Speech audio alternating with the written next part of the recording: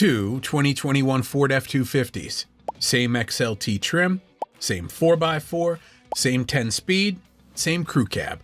One runs a 7.3 Godzilla, the other runs a 6.7 Power Stroke. Two neighboring ranches.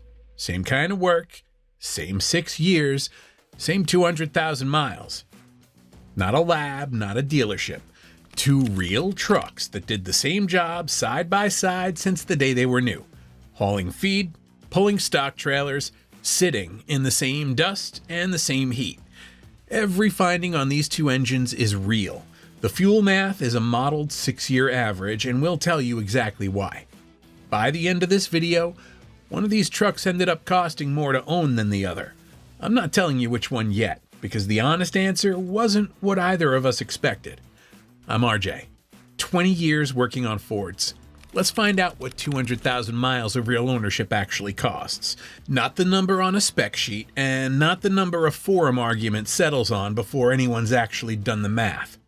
Same year, same trim, same drivetrain configuration on both. The only difference that matters is what's under the hood. Same ranch work, same routes, same climate, same driver habits as much as two different trucks can share them. We're not pretending these two trucks lived identical lives down to the mile. We're telling you where that matters, and we'll flag it every time it comes up instead of pretending it didn't happen. We're tracking 4 things. What fuel actually cost over 200,000 miles, what scheduled maintenance actually cost, what unexpected repairs actually happened, not what could happen, and what each engine looked like when we finally pulled it apart. Everything else, tires, brakes, wipers, the stuff that costs the same no matter what's under the hood, we're leaving out. That's not the story here, and padding the total would just make the real difference harder to see. Scoreboard starts at 0 for both. Fuel first, because everyone already has an opinion here. Real numbers off these two trucks land around 13 miles per gallon for the Godzilla and 17 for the Power Stroke. In the same mixed ranch work, feed runs, trailer pulls, plenty of idle time, loading and unloading.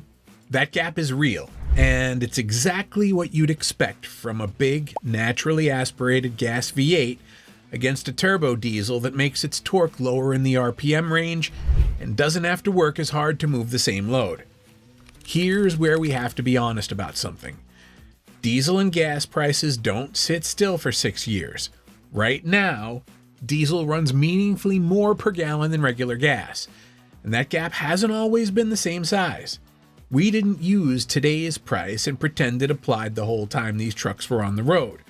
We used the blended average price for both fuels across the actual years these trucks were accumulating miles, 2021 through 2026, which is the only fair way to answer a question about 6 years of ownership.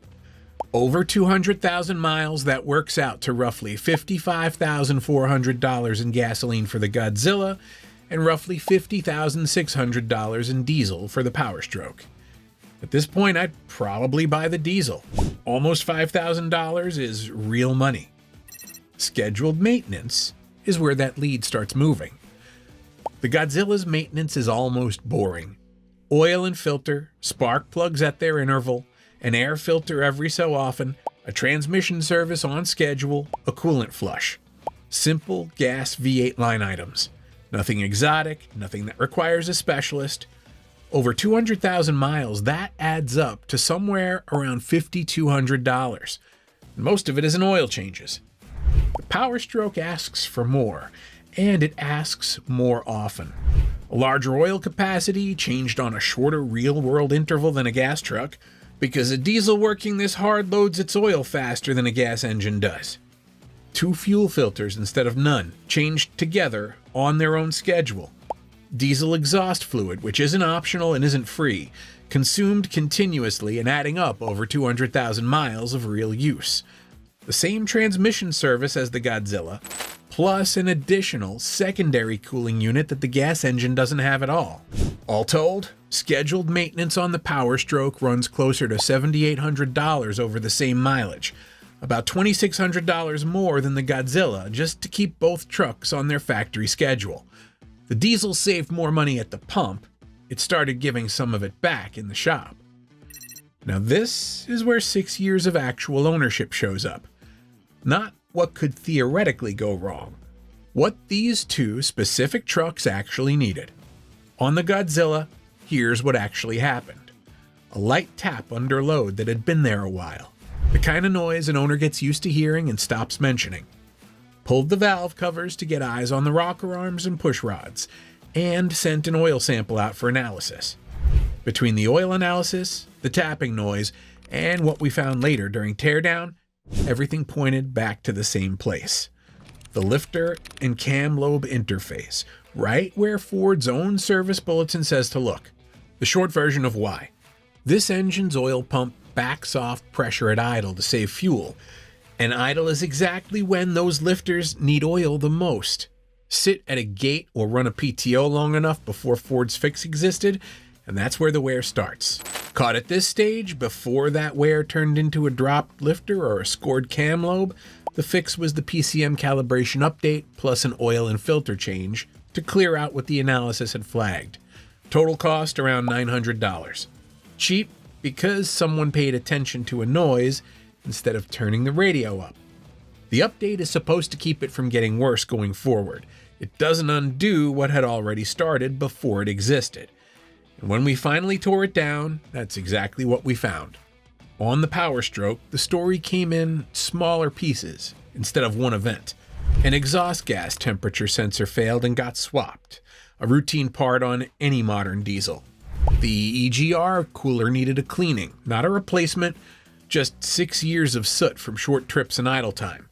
And then there's the recall covering certain 2020 through 2022 high-pressure fuel pumps, including many 2021 trucks like this one. The recall had been completed on this truck, and our inspection found no evidence of metal contamination. Clean pump, clean fuel rails. Total for the Power Stroke's repairs, right around $700. One truck asked for one visit that mattered. The other asked for 3 smaller ones. Right about here, I'm honestly not sure anymore which one I'd buy. I put together the same Ford longevity checklist I used on any Ford I look at, gas or diesel, before small findings like these turn into bigger bills. It's free at FordScope.com. And if you want the deeper reference, the Ford longevity blueprint goes further, because what we found once we opened these engines up changed how I looked at both of them. Only tell part of the story. So we pulled both engines apart and looked at what 6 years and 200,000 miles actually left behind. I walked up to the Godzilla assuming it was the safer bet of the two. Simple architecture, no turbo, no emissions plumbing to fail. I expected the teardown to confirm that. It didn't, not entirely.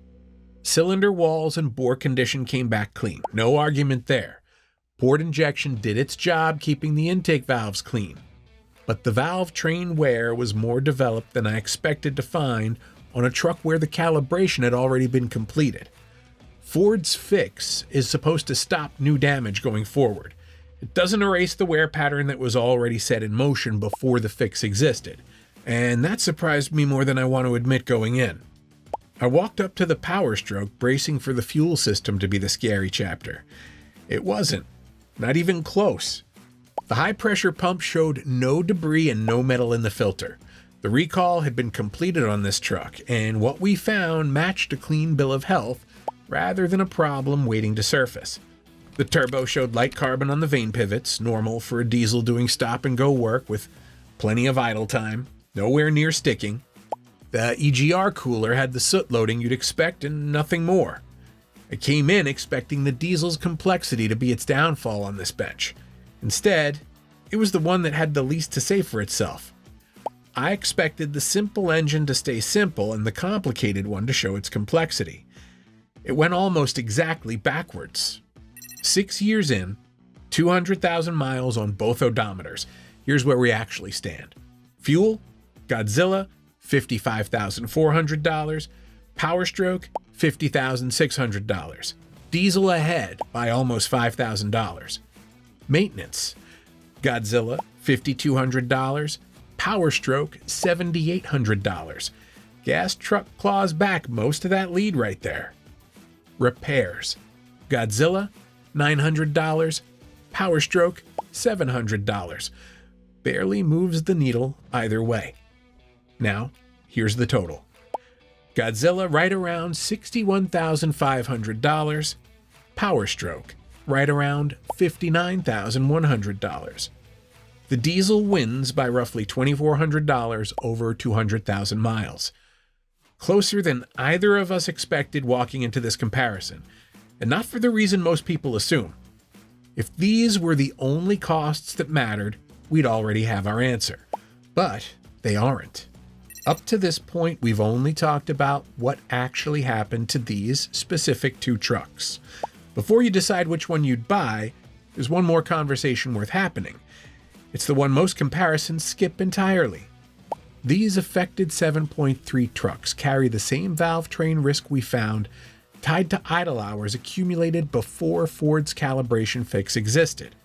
On this truck, that risk showed up as a $900 repair caught early, because someone noticed a small noise and didn't wait.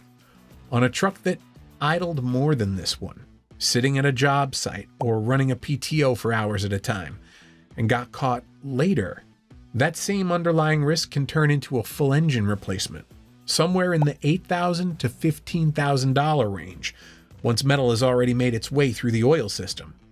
Same engine, same known condition, wildly different outcome depending on how it was used and how closely someone was listening. Certain 6.7 Power Strokes from this era carry their own version of that conversation. The high-pressure fuel pump covered by that same recall, including many 2021 trucks just like this one.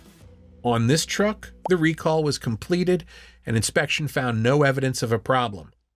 On a truck where the pump failed before the recall caught it, or on a truck the recall never reached, metal contamination through the entire fuel system, injectors, rails, lines, can run $8,000 to $12,000 or more, sometimes requiring the whole fuel system replaced at once. Neither of these trucks got unlucky. That's exactly why this comparison is fair, and it's exactly why the day-to-day numbers we just added up aren't the whole picture for every buyer standing on a lot deciding between these two engines. If you're towing heavy on a regular basis, fifth wheels, gooseneck trailers, real weight up real grades, the diesel's torque earns its keep, regardless of what these two specific trucks cost to own over 6 years. That's not a cost question, that's a capability question, and the Power Stroke wins it without much argument. If your truck spends a lot of time idling, on a job site, loading livestock, running equipment off the PTO, sitting at a gate waiting on someone, that's exactly the condition tied to the Godzilla's known risk, and it's worth knowing about before you buy one, not after a mechanic tells you what that tapping noise means.